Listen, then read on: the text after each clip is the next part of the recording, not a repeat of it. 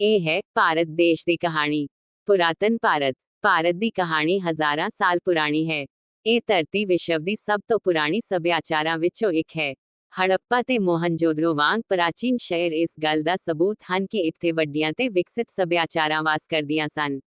ਲੋਕ ਖੇਤੀ ਕਰਦੇ, ਵਪਾਰ ਕਰਦੇ ਅਤੇ ਲਿਖਣਾ ਪੜ੍ਹਨਾ ਵੀ ਕਰਦੇ ਸਨ। ਹਿੰਦੂ ਧਰਮ, ਬੁੱਧ ਧਰਮ ਤੇ ਜੈਨ ਧਰਮ ਨੇ ਵੀ ਇੱਥੇ ਹੀ ਜਨਮ ਲਿਆ।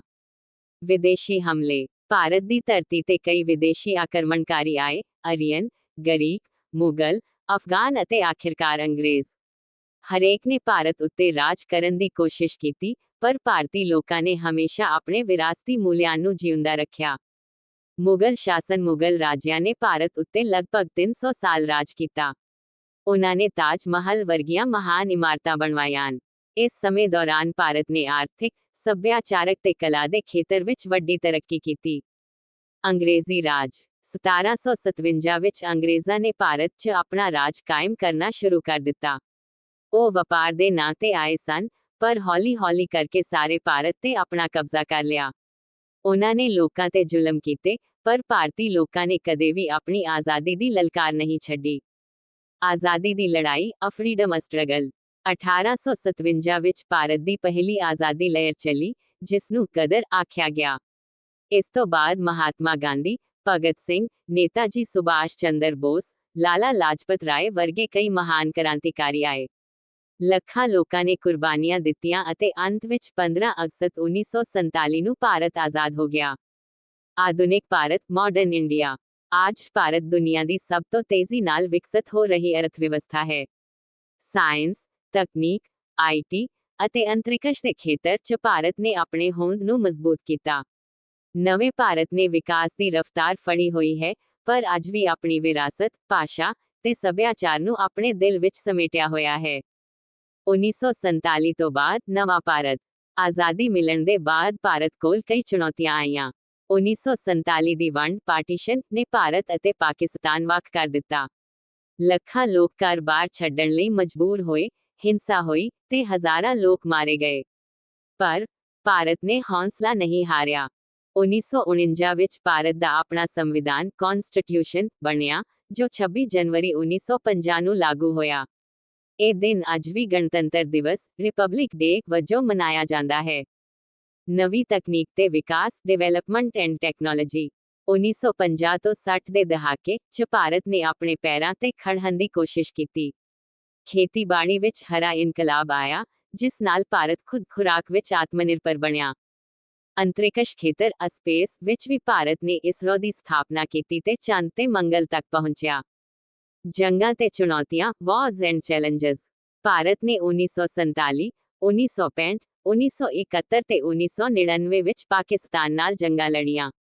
1962 ਵਿੱਚ ਚੀਨ ਨਾਲ ਵੀ ਜੰਗ ਹੋਈ, ਪਰ ਹਮੇਸ਼ਾ ਭਾਰਤ ਨੇ ਆਪਣੇ ਆਤਮ ਸਨਮਾਨ ਤੇ ਭੂਮੀ ਅਖੰਡਤਾ ਨੂੰ ਬਚਾ ਕੇ ਰੱਖਿਆ। ਭਾਰਤ ਦੀ ਸੰਸਕ੍ਰਿਤੀ ਤੇ ਇਤਿਹਾਸਕ ਵਿਰਾਸਤ। ਭਾਰਤ ਆਪਣੀ ਸੱਭਿਆਚਾਰਕ ਰੰਗਤ, ਕਲਚਰਲ ਡਾਇਵਰਸਿਟੀ ਲਈ ਦੁਨੀਆ ਭਰ ਵਿੱਚ ਮਸ਼ਹੂਰ ਹੈ। ਹਰ ਇੱਕ ਕੋਹ ਤੇ ਭਾਸ਼ਾ, ਵੈਸ਼ਭੂਸ਼ਾ, ਰੀਤ-ਰਿਵਾਜ ਤੇ ਭੋਜਨ ਬਦਲ ਜਾਂਦੇ ਹਨ। ਪੰਜਾਬ ਦੀ ਗਿੱਧਾ ਤੇ ਭੰਗੜਾ, ਗੁਜਰਾਤ ਦਾ ਗਰਬਾ, ਦੱਖਣ ਦਾ ਭਾਰਤ ਨਾਟਿਅਮ, ਬੰਗਾਲ ਦੀ ਦੁਰਗਾ ਪੂਜਾ, ਇਹਨਾਂ ਸਭ ਨੇ ਮਿਲ ਕੇ ਭਾਰਤ ਨੂੰ ਰੰਗ-ਬਰੰਗਾ ਦੇਸ਼ ਬਣਾਇਆ। ਆਰਥਿਕ ਇਨਕਲਾਬ, ਇਕਨੋਮਿਕ ਰੈਵੋਲੂਸ਼ਨ। 1991 ਵਿੱਚ ਭਾਰਤ ਨੇ ਆਪਣੀ ਅਰਥਵਿਵਸਥਾ ਖੋਲ੍ਹੀ, ਲਿਬਰਲਾਈਜੇਸ਼ਨ ਅਤੇ ਵਿਦੇਸ਼ੀ ਨਿਵੇਸ਼ FDI ਆਉਣ ਲੱਗਾ। ਇਸ ਨੇ IT ਤੇ ਮੈਨੂਫੈਕਚਰਿੰਗ 'ਚ ਨਵੀਆਂ ਮੌਕਿਆਂ ਦੇ ਦਰਵਾਜ਼ੇ ਖੋਲ੍ਹੇ। ਨੌਜਵਾਨ ਭਾਰਤ, ਯੰਗ ਇੰਡੀਆ। ਅੱਜ ਦਾ ਭਾਰਤ ਯੁਵਾ ਦੇਸ਼ ਹੈ। 65% ਆਬਾਦੀ 35 ਸਾਲ ਤੋਂ ਘੱਟ ਉਮਰ ਦੀ ਹੈ। ਇਹ ਨੌਜਵਾਨ IT, ਸਟਾਰਟਅਪਸ, ਸਪੋਰਟਸ, ਆਰਟਸ ਤੇ ਸੋਸ਼ਲ ਮੀਡੀਆ ਰਾਹੀਂ ਪੂਰੀ ਦੁਨੀਆ 'ਚ ਆਪਣਾ ਨਾਮ ਰੌਸ਼ਨ ਕਰ ਰਹੇ ਨੇ। ਵਰਤਮਾਨ ਸਮਿਆਂ ਦੀਆਂ ਚੁਣੌਤੀਆਂ, ਮਾਡਰਨ ਚੈਲੰਜਸ। ਭਾਵੇਂ ਭਾਰਤ ਨੇ ਬਹੁਤ ਤਰੱਕੀ ਕਰ ਲਈ, ਪਰ ਅੱਜ ਵੀ ਗਰੀਬੀ, ਬੇਰੁਜ਼ਗਾਰੀ, ਆਲੂਦਗੀ ਤੇ ਸਮਾਜਿਕ ਅਣਇੱਕਤਾ ਵਰਗੀਆਂ ਸਮੱਸਿਆਵਾਂ ਹਨ। ਪਰ ਇਹ ਵੀ ਸੱਚ ਹੈ ਕਿ ਨਵੀਂ ਪੀੜ੍ਹੀ ਇਹਨਾਂ ਚੁਣੌਤੀਆਂ ਨਾਲ ਲੜ ਰਹੀ ਹੈ। ਭਵਿੱਖ ਦਾ Bharat, future of India. Bharat ਇੱਕ ਵਿਕਸਿਤ ਦੇਸ਼ ਬਣਨ ਦੀ ਰਾਹ ਤੇ ਹੈ। Digital India, make in India, startup India ਵਰਗੀਆਂ ਯੋਜਨਾਵਾਂ ਨੇ ਨਵੀਂ ਉਮੀਦ ਜਗਾਈ ਹੈ। ਭਾਰਤ ਦੀ ਸੰਸਕ੍ਰਿਤੀ, ਇਤਿਹਾਸ, ਵਿਗਿਆਨ ਤੇ ਨੌਜਵਾਨ ਜੋਸ਼, ਇਹ ਸਭ ਮਿਲ ਕੇ ਭਵਿੱਖ ਦੇ ਭਾਰਤ ਨੂੰ ਨਵੀਂ ਉਚਾਈਆਂ ਤੇ ਲੈ ਜਾਣਗੇ। ਨਵੀਂ ਸਦੀ ਤੇ ਨਵੇਂ ਸੁਪਨੇ, 21ਵੀਂ ਸਦੀ ਦਾ ਭਾਰਤ।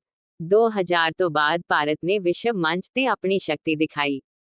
ਇਟ ਰਿਵੋਲੂਸ਼ਨ ਨੇ ਭਾਰਤ ਨੂੰ ਦੁਨੀਆ ਦੀ ਟੈਕਨੋਲੋਜੀ ਸੁਪਰਪਾਵਰ ਬਣਾਇਆ। ਬੈਂਗਲੌਰ, ਹੈਦਰਾਬਾਦ, ਗੁਰਗਾਉਂ ਵਰਗੇ ਸ਼ਹਿਰ ਸਿਲੀਕਾਨ ਵੈਲੀ ਨਾਲ ਟੱਕਰ ਲੈਣ ਲੱਗੇ। ਭਾਰਤੀ ਇੰਜੀਨੀਅਰ, ਡਾਕਟਰ ਤੇ ਵਿਗਿਆਨੀ ਵਿਦੇਸ਼ਾਂ 'ਚ ਵੀ ਨਾਮ ਰੌਸ਼ਨ ਕਰ ਰਹੇ ਹਨ।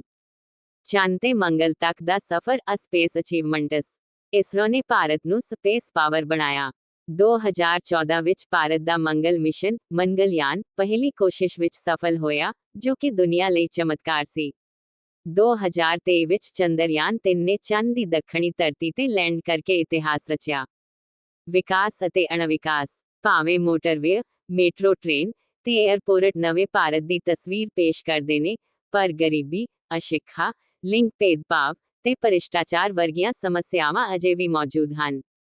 ਭਾਰਤ ਵਿੱਚ ਅਮੀਰ ਤੇ ਗਰੀਬ ਵਿਚਲਾ ਫਰਕ ਵੀ ਇੱਕ ਵੱਡੀ ਚੁਣੌਤੀ ਬਣਿਆ ਹੋਇਆ ਹੈ। ਨੌਜਵਾਨ ਲਹਿਰ, ਯੂਥ ਪਾਵਰ।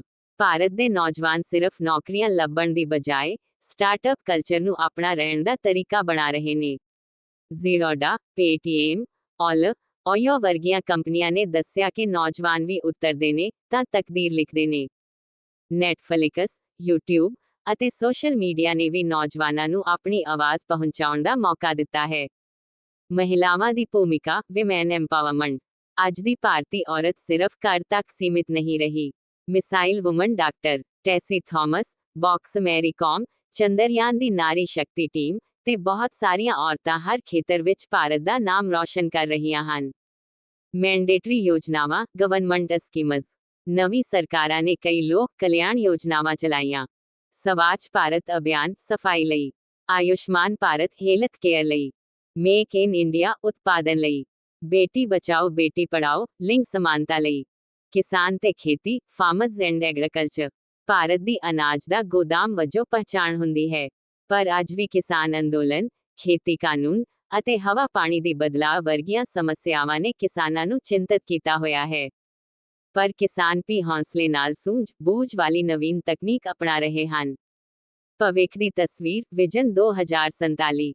2030 ਤੱਕ ਭਾਰਤ ਨੂੰ ਵਿਕਸਤ ਦੇਸ਼ ਬਣਾਉਣ ਦਾ ਟੀਚਾ ਲਿਆ ਗਿਆ ਹੈ।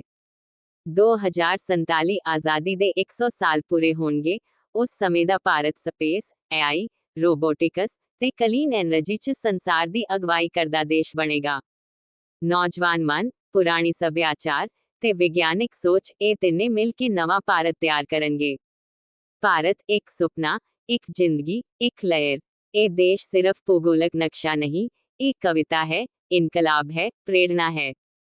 ਹਰ ਭਾਸ਼ਾ, ਹਰ ਧਰਮ, ਹਰ ਰੰਗ ਦੇ ਲੋਕ, ਇੱਕੋ ਮੱਟੀ ਦੇ ਪੁੱਤ, ਇਹੀ ਹੈ ਮੇਰਾ ਭਾਰਤ। ਗੁਰੂ ਨਾਨਕ ਦੇਵ ਜੀ 1469 ਤੋਂ 1539। ਗੁਰੂ ਨਾਨਕ ਸਾਹਿਬ, ਸਿੱਖ ਧਰਮ ਦੇ ਪਹਿਲੇ ਗੁਰੂ, ਜਿਨ੍ਹਾਂ ਨੇ ਸਰਬੱਤ ਦਾ ਭਲਾ ਤੇ ਇੱਕ ਓਂਕਾਰ ਦਾ ਸੰਦੇਸ਼ ਦਿੱਤਾ। ਉਹਨਾਂ ਨੇ ਭਾਈਚਾਰਕ ਏਕਤਾ ਤੇ ਸੇਵਾ ਤੇ ਸੱਚਾਈ ਦੀ ਰਾਹ ਦੱਸੀ। ਨਾਨਕ ਦਾ ਮੂਲ ਸੁਨੇਹਾ ਸੀ, ਨਾ ਕੋਈ ਹਿੰਦੂ, ਨਾ ਕੋਈ ਮੁਸਲਮਾਨ, ਸਾਡੇ ਲਈ ਸਭ ਇੱਕੋ ਜਿਹੇ। ਭਗਤ ਸਿੰਘ 1907 ਤੋਂ 1931। ਇਨਕਲਾਬ ਦਾ ਮੱਤੀਹਾਰ, ਸ਼ਹੀਦ ਏ ਆਜ਼ਮ ਭਗਤ ਸਿੰਘ ਇੱਕ ਅਜਿਹਾ ਨੌਜਵਾਨ ਸੀ ਜਿਸ ਨੇ 23 ਸਾਲ ਦੀ ਉਮਰ 'ਚ ਹੱਸ ਕੇ ਫਾਂਸੀ ਚੁੰਮ ਲਈ। ਉਹਨਾਂ ਨੇ ਕਿਹਾ ਸੀ, ਜ਼ਿੰਦਗੀ ਆਪਣੀ ਮੌਤ ਤੋਂ ਬੜੀ ਨਹੀਂ ਹੁੰਦੀ, ਪਰ ਮੌਤ ਆਪਣੀ ਸੋਚ ਤੋਂ ਬੜੀ ਹੋ ਸਕਦੀ ਹੈ। ਭਗਤ ਸਿੰਘ ਨੇ ਲਹਿਰਾਂ ਨੂੰ ਮੋੜਨ ਵਾਲਾ ਜਜ਼ਬਾ ਦੱਸਿਆ। ਉਹਨਾਂ ਦੀ ਲਿਖਤਾਂ ਅੱਜ ਵੀ ਨੌਜਵਾਨਾਂ ਨੂੰ ਜਾਗਰੂਕ ਤੇ ਬਾਗੀ ਬਣਾਉਂਦੀਆਂ ਹਨ। ਮਹਾਤਮਾ ਗਾਂਧੀ 1869 ਤੋਂ 1948। ਬਾਪੂ, ਅਹਿੰਸਾ ਤੇ ਸੱਚਾਈ ਦੀ ਮਿਸਾਲ। ਗਾਂਧੀ ਜੀ ਨੇ ਦੰਡੀ ਯਾਤਰਾ, ਅਸਹਿਯੋਗ ਅੰਦੋਲਨ ਤੇ ਭਾਰਤ ਛੱਡੋ ਅੰਦੋਲਨ ਰਾਹੀਂ ਆਜ਼ਾਦੀ ਦੀ ਲਹਿਰ ਲੈ ਆਏ। ਉਹਨਾਂ ਨੇ ਸਿਖਾਇਆ ਕਿ ਬਦਲਾਅ ਹਮੇਸ਼ਾ ਸ਼ਾਂਤੀ ਨਾਲ ਵੀ ਆ ਸਕਦਾ ਹੈ। ਸੁਭਾਸ਼ ਚੰਦਰ ਬੋਸ 1897 ਤੋਂ 1945। ਨੇਤਾ ਜੀ, ਤੁਸੀਂ ਮੈਨੂੰ ਖੂਨ ਦਿਓ, ਮੈਂ ਤੁਹਾਨੂੰ ਆਜ਼ਾਦੀ ਦਵਾਂਗਾ। ਸੁਭਾਸ਼ ਚੰਦਰ ਬੋਸ ਨੇ ਆਜ਼ਾਦ ਹਿੰਦ ਫੌਜ ਬਣਾਈ ਅਤੇ ਬਾਹਰੀ ਦੇਸ਼ਾਂ ਤੱਕ ਜਾ ਕੇ ਭਾਰਤ ਦੀ ਆਜ਼ਾਦੀ ਲਈ ਲੜੇ। ਉਹਨਾਂ ਨੇ ਦੱਸਿਆ ਕਿ ਸਿਰਫ ਹਾਲਾਤਾਂ ਤੋਂ ਨਹੀਂ, ਮਨ ਦੀ ਆਜ਼ਾਦੀ ਸਭ ਤੋਂ ਵਧੇਰੇ ਲਾਜ਼ਮੀ ਹੈ। Doctor B.R. ਅੰਬੇਡਕਰ 1891 ਤੋਂ 1956। ਭਾਰਤ ਦਾ ਸੰਵਿਧਾਨ ਰਚਇਤਾ, ਸਮਾਜਿਕ ਬਰਾਬਰੀ ਦੇ ਮਹਾਨ ਯੋਧਾ। ਅੰਬੇਡਕਰ ਜੀ ਨੇ ਛੂਆਛੂਤ, ਜਾਤ-ਪਾਤ ਅਤੇ ਭੇਦਭਾਵ ਖਿਲਾਫ ਜੰਗ ਲੜੀ। ਉਹਨਾਂ ਦਾ ਸੁਨੇਹਾ ਸੀ, ਪੜ੍ਹੋ, ਸੰਗਠਿਤ ਹੋਵੋ ਤੇ ਸੰਘਰਸ਼ ਕਰੋ। ਅੱਜ ਭਾਰਤ ਦਾ ਸੰਵਿਧਾਨ ਉਹਨਾਂ ਦੀ ਅਸਲ ਕਲਾ ਹੈ। ਅਬਦੁਲ ਕਲਾਮ 1931 ਤੋਂ 2015, ਮਿਸਾਈਲ ਮੈਨ ਤੇ ਭਾਰਤ ਰਤਨ।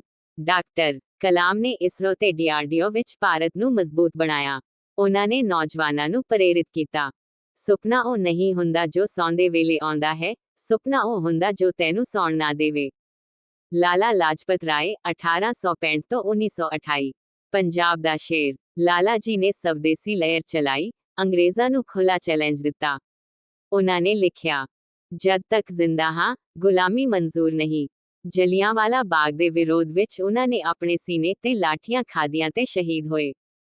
ਰਾਣੀ ਲਕਸ਼ਮੀਬਾਈ 1828 ਤੋਂ 1858। ਝਾਂਸੀ ਦੀ ਰਾਣੀ, ਔਰਤਾਂ ਦੀ ਸ਼ੂਰੀਤਾ ਦਾ ਜੀਤਾ ਜਾਗਦਾ ਪ੍ਰਤੀਕ। 1857 ਦੀ ਪਹਿਲੀ ਆਜ਼ਾਦੀ ਲੜਾਈ ਦੀ ਆਗੂ, ਜਿਸ ਨੇ ਤਲਵਾਰ ਹੱਥ ਵਿੱਚ ਲੈ ਕੇ ਲੜਿਆ। ਮੈਂ ਆਪਣੀ ਝਾਂਸੀ ਨਹੀਂ ਦਿੰਦੀ। ਉਹਨਾਂ ਨੇ ਦੱਸਿਆ ਕਿ ਔਰਤ ਕਮਜ਼ੋਰ ਨਹੀਂ, ਸ਼ੇਰ ਦੀ ਤਰ੍ਹਾਂ ਲੜ ਸਕਦੀ ਹੈ। ਸ਼ਹੀਦ ਊਧਮ ਸਿੰਘ 1899 ਤੋਂ 1940। ਜਲਿਆਂਵਾਲਾ ਬਾਗ ਦੇ ਬਦਲੇ ਲੈਣ ਵਾਲਾ ਸ਼ੇਰ। ਊਧਮ ਸਿੰਘ ਨੇ ਜਨਰਲ ਡਾਇਰ ਦਾ ਕਤਲ ਕਰਕੇ ਦੁਨੀਆ ਨੂੰ ਦੱਸਿਆ ਕਿ ਅਤਿਆਚਾਰ ਦਾ ਜਵਾਬ ਦਲੇਰੀ ਨਾਲ ਦਿੱਤਾ ਜਾਵੇਗਾ। ਸਾਵਿਤਰੀਬਾਈ ਫੁਲੇ 1831 ਤੋਂ 1897। ਭਾਰਤ ਦੀ ਪਹਿਲੀ ਮਹਿਲਾ ਅਧਿਆਪਕਾ। ਉਹਨਾਂ ਨੇ ਲੜਕੀਆਂ ਦੀ ਸਿੱਖਿਆ ਲਈ ਲੜਾਈ ਲੜੀ। ਉਹ ਆਵਾਜ਼ ਬਣੀ, ਸਿੱਖਿਆ ਹਰ ਇੱਕ ਦਾ ਹੱਕ ਹੈ। ਚੰਦਰ ਸ਼ੇਖਰ ਆਜ਼ਾਦ 1906 ਤੋਂ 1931। ਆਜ਼ਾਦ, ਜਿਸ ਨੇ ਕਹਿ ਦਿੱਤਾ ਸੀ, ਮੈਂ ਕਦੇ ਵੀ ਗ੍ਰਿਫਤਾਰ ਨਹੀਂ ਹੋਵਾਂਗਾ, ਆਖਰੀ ਗੋਲੀ ਆਪਣੇ ਲਈ ਰੱਖਾਂਗਾ। ਉਹਨਾਂ ਨੇ ਅੰਤ ਤੱਕ ਆਪਣਾ ਵਾਅਦਾ ਨਿਭਾਇਆ। ਹਰ ਨਵੇਂ ਦਿਨ ਨਵੇਂ ਹੀਰੋ। ਭਾਰਤ ਦੀ ਕਹਾਣੀ ਸਿਰਫ ਇਹਨਾਂ ਤੱਕ ਸੀਮਤ ਨਹੀਂ। ਅੱਜ ਵੀ ਕਿਸੇ ਪਿੰਡ 'ਚ ਕੋਈ ਕਿਸਾਨ, ਕਿਸੇ ਸ਼ਹਿਰ 'ਚ ਕੋਈ ਵਿਗਿਆਨੀ ਤੇ ਕਿਸੇ ਗਰੀਬ ਬੱਚੇ ਦੀ ਮਿਹਨਤ ਵੀ ਇਸ ਕਹਾਣੀ ਦਾ ਹਿੱਸਾ ਹੈ। ਭਾਰਤ ਉਹ ਧਰਤੀ ਹੈ ਜਿੱਥੇ ਹਰੇਕ ਆਦਮੀ ਆਪਣੇ ਤਰੀਕੇ ਨਾਲ ਰਹਿੰਦੇ ਹਨ। ਸੱਭਿਆਚਾਰ ਤੇ ਰਵਾਇਤਾਂ, ਭਾਰਤ ਦੀ ਸੱਚੀ ਰੀੜ੍ਹ ਦੀ ਹੱਡੀ। ਭਾਰਤ ਸਿਰਫ ਰਾਜਨੀਤਿਕ ਹਾਕਮੀਆਂ ਦੀ ਧਰਤੀ ਨਹੀਂ, ਇਹ ਕਲਾਵਾਂ, ਰਵਾਇਤਾਂ, ਭਾਸ਼ਾਵਾਂ ਤੇ ਧਰਮਾਂ ਦਾ ਇੱਕ ਮਹਿਲ ਹੈ। ਭੋਲੀ ਭਾਲੀ ਗੱਲਾਂ ਵਾਲੇ ਪਿੰਡ, ਸ਼ੌਕੀਆ ਸ਼ਹਿਰੀ ਰਾਤਾਂ, ਮੇਲੇ ਉਤਸਵ, ਲੋਹੜੀ ਤੋਂ ਲੈ ਕੇ ਈਦ ਤੇ ਦੀਵਾਲੀ ਤੱਕ। ਭੰਗੜਾ, ਗਰਬਾ, ਭਰਤਨਾਟਿਅਮ ਤੇ ਕਥਕ। ਸੰਤ ਕਬੀਰ ਦੇ ਦੋਹੇ, ਗੁਰੂ ਗ੍ਰੰਥ ਸਾਹਿਬ ਦੀ ਬਾਣੀ ਤੇ ਤੁਲਸੀਦਾਸ ਦੀ ਰਾਮਚਰਿਤਮਾਨਸ। ਇਹ ਸਭ ਭਾਰਤ ਦੀ ਧੜਕਣ ਹਨ।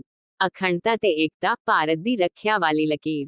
ਜਦ 1947 ਵਿੱਚ ਵੰਡ ਹੋਈ, ਜਦ 1962 ਵਿੱਚ ਚੀਨ ਨੇ ਹਮਲਾ ਕੀਤਾ, ਜਦ 1999 ਵਿੱਚ ਕਾਰਗਿਲ ਦੀ ਲੜਾਈ ਹੋਈ, ਜਦ ਕੋਵਿਡ-19 ਨੇ ਦੁਨੀਆ ਹਿਲਾ ਦਿੱਤੀ, ਹਰ ਵਾਰ ਭਾਰਤ ਇਕਜੁੱਟ ਹੋਇਆ।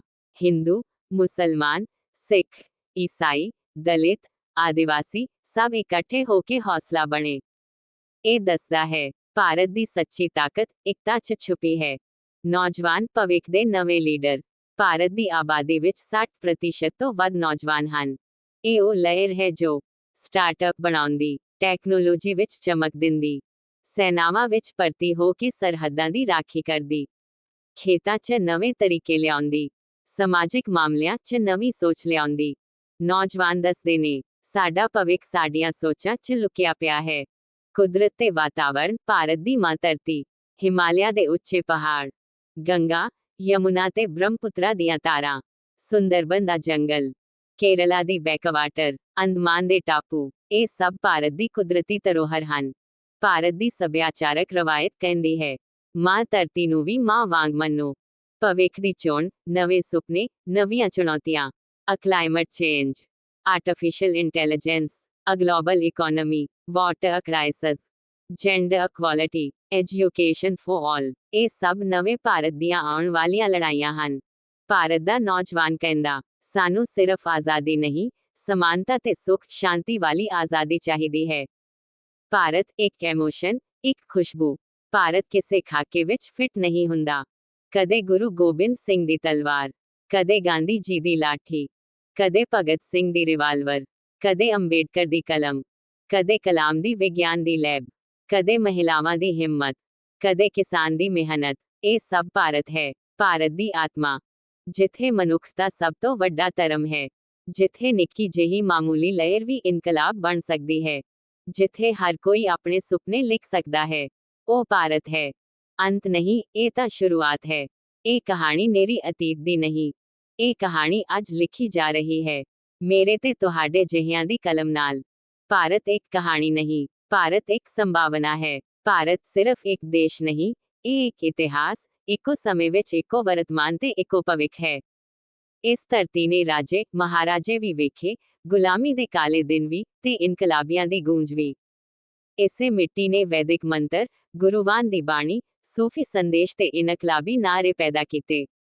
ਅਤੀਤ, ਸੋਨੇ ਦੀ ਚਿੜੀ ਤੋਂ ਗੁਲਾਮੀ ਤੱਕ, ਹਰਪਾ ਤੇ ਮੋਹਨਜੋਦੜੋ ਤੋਂ ਲੈ ਕੇ ਤਖਤ ਦਿੱਲੀ ਤੱਕ, ਮੌਰਿਆ ਤੇ ਗੁਪਤ ਸੰਸਕ੍ਰਿਤੀ ਤੋਂ ਲੈ ਕੇ ਮੁਗਲ ਤੇ ਬ੍ਰਿਟਿਸ਼ ਰਾਜ ਤੱਕ, ਭਾਰਤ ਹਮੇਸ਼ਾ ਵਿਅਕਤੀਵਾਦ ਨਹੀਂ, ਵਿਸ਼ਵ ਬੰਧੁਤਾ ਦੀ ਗੱਲ ਕਰਦਾ ਰਿਹਾ। ਪਰ ਫਿਰ ਵੀ ਗੁਲਾਮੀ ਦੇ ਕਾਲੇ ਬੱਦਲ ਛਾ ਗਏ। 1857 ਦਾ ਵਿਦਰੋਹ, ਗਾਂਧੀ ਜੀ ਦਾ ਅਹਿੰਸਾ ਮਾਰਗ, ਭਗਤ ਸਿੰਘ, ਚੰਦਰ ਸ਼ੇਖਰ ਆਜ਼ਾਦ ਤੇ ਰਾਜਗੁਰੂ ਦੇ ਬਲੀਦਾਨ, ਇਹ ਸਭ ਭਾਰਤ ਦੀ ਆਜ਼ਾਦੀ ਦੀ ਲੜਾਈ ਦੀ ਧੂਮ ਬਣੇ। ਸਵਤੰਤਰ ਭਾਰਤ, ਨਵਾਂ ਸੁਪਨਾ, ਨਵਾਂ ਸੰਕਲਪ। 15 ਅਗਸਤ 1947 ਨੂੰ ਜਦ ਤਿਰੰਗਾ ਲਹਿਰਾਇਆ, ਤਾਂ ਸਿਰਫ ਸਰਹੱਦਾਂ ਦੀ ਆਜ਼ਾਦੀ ਨਹੀਂ, ਇੱਕ ਨਵੇਂ ਭਾਰਤ ਦਾ ਜਨਮ ਹੋਇਆ। ਨਹਿਰੂ ਦੀ ਵਿਗਿਆਨਿਕ ਸੋਚ, ਸਰਦਾਰ ਪਟੇਲ ਦੀ ਇਕਤਾ ਦੀ ਲਹਿਰ, ਅੰਬੇਡਕਰ ਦਾ ਸੰਵਿਧਾਨ, ਕਲਾਮ ਦਾ ਸਪੇਸ ਡਰੀਮ, ਮਿਲਖਾ ਸਿੰਘ ਤੇ ਮੈਰੀ ਕੋਮ ਦੀ ਦੌੜ, ਇਹ ਸਭ ਭਾਰਤ ਦੀ ਨਵੀਂ ਪਹਿਚਾਣ ਬਣੇ। ਵਿਕਾਸ ਦੀ ਯਾਤਰਾ, ਜਦੋਂ ਖੇਤਾਂ, ਵਿਗਿਆਨ ਤੇ ਤਕਨੀਕ ਨੇ ਰਸਤਾ ਦੱਸਿਆ। 1965 ਦੀ ਹਰੀ ਕ੍ਰਾਂਤੀ, ਜਿਸ ਨੇ ਭਾਰਤ ਨੂੰ ਅਨਾਜ ਵਿੱਚ ਆਤਮਨਿਰਭਰ ਬਣਾਇਆ।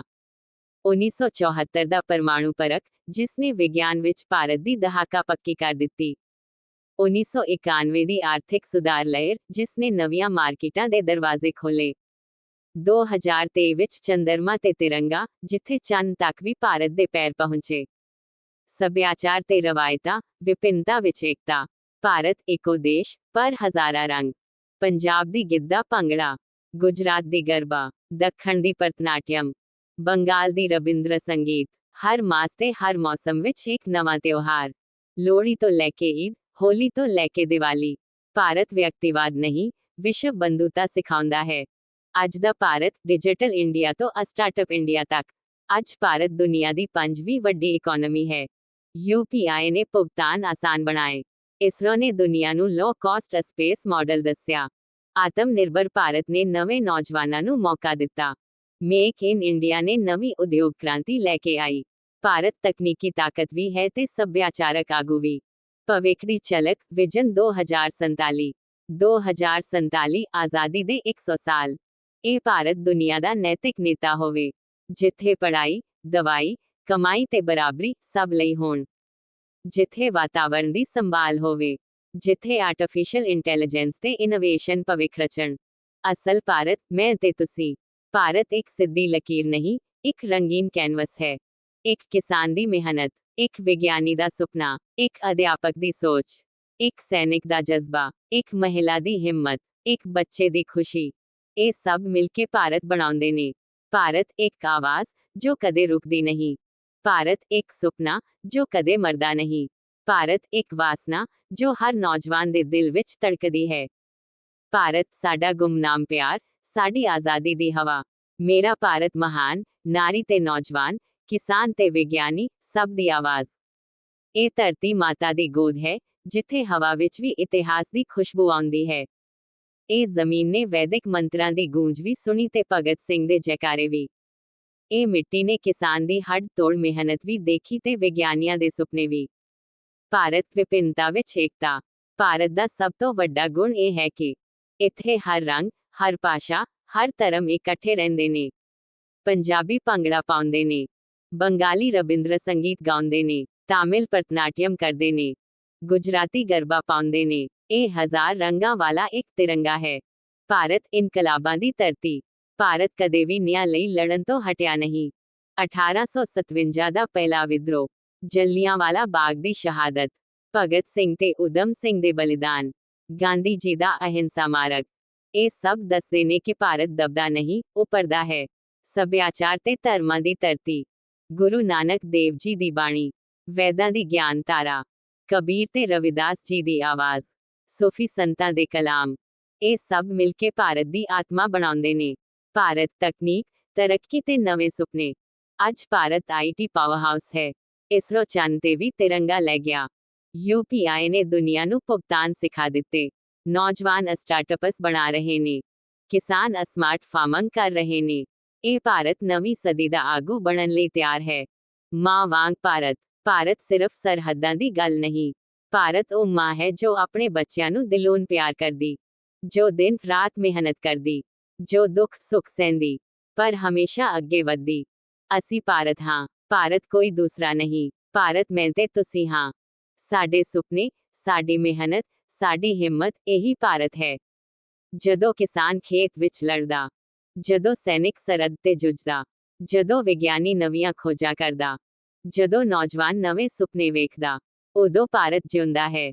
ਅੰਤ ਵਿੱਚ ਮੇਰਾ ਤਨ, ਮੇਰਾ ਮਨ, ਮੇਰਾ ਭਾਰਤ। ਭਾਰਤ ਮੇਰੀ ਆਸ ਵੀ, ਮੇਰਾ ਵਿਸ਼ਵਾਸ ਵੀ। ਭਾਰਤ ਮੇਰਾ ਮੂਲ ਵੀ, ਮੇਰੀ ਮੰਜ਼ਿਲ ਵੀ। ਭਾਰਤ ਮੇਰਾ ਅਤੀਤ ਵੀ, ਮੇਰਾ ਭਵਿੱਖ ਵੀ। ਭਾਰਤ ਮੇਰਾ ਗੁਰਮਾਨ ਵੀ, ਮੇਰਾ ਇਨਕਲਾਬ ਵੀ। ਜੈ ਹਿੰਦ, ਵੰਦੇ ਮਾਤਰਮ। ਭਾਰਤ ਦਾ ਇਤਿਹਾਸ ਇੱਕ ਸੰਖੇਪ ਝਲਕ। 1. ਪ੍ਰਾਚੀਨ ਭਾਰਤ। ਭਾਰਤ ਦਾ ਇਤਿਹਾਸ ਵੈਦਿਕ ਯੁੱਗ ਤੋਂ ਵੀ ਪੁਰਾਣਾ ਹੈ। ਸਿੰਧੂ ਘਾਟੀ ਸੱਭਿਆਚਾਰ 3300-1300 BC। ਇਹ ਭਾਰਤ ਦੀ ਸਭ ਤੋਂ ਪੁਰਾਣੀ ਸੱਭਿਆਚਾਰ ਮੰਨੀ ਜਾਂਦੀ ਹੈ। ਹੜੱਪਾ ਤੇ ਮੋਹਨਜੋਦੜੋ ਜਿਹੇ ਸ਼ਹਿਰ ਉਸ ਸਮੇਂ ਵਿਕਸਿਤ ਹੋਏ।